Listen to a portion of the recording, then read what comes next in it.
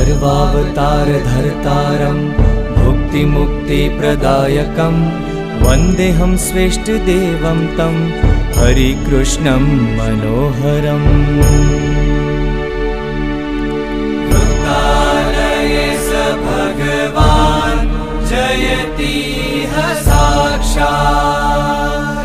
नीति प्रवीण निगमागम शास्त्रबुद्धे राजाधिराज रघुनायक मन्त्रिवर्य सिन्दूर चर्चित कलेवर नैष्ठिकेन्द्र श्रीरामदूत हनुमन हर संकटं मे।